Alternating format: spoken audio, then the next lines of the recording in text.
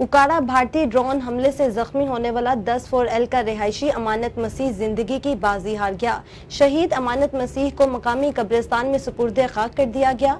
Additional deputy commissioner general हाफिज Mohammad Umar Tayyab, assistant commissioner रब नवाज और army अफसरान की मतवफ़ी की आखिरी रसूमात में शिरकत। इस मौका पर आर्मी के अफसरान और जवानों समेत अहले इलाका की कसीर तादाद भी मौजूद थी।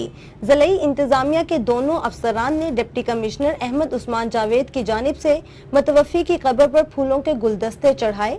अमानत मसीह ड्रोन गिराने से शदीद जख्मी हो गया था, जो कि ज़ेरे इलाज था। पाक आर्मी की ज़ेरे निगरानी अमानत मसीह का इलाज और मुआवजा चल रहा था।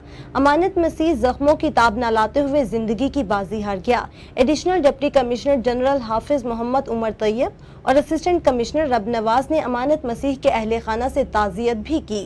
बुज़दिलाना भारतीय जंगी जनून के बाइस अमानत मसीह ने शहादत पाई।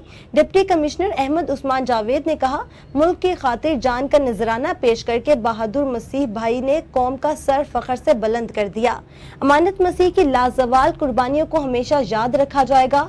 इख्तिताम पर अमानत मसीह के बुलंदी दर्जात के लिए खुसूसी दुआ भी की गई।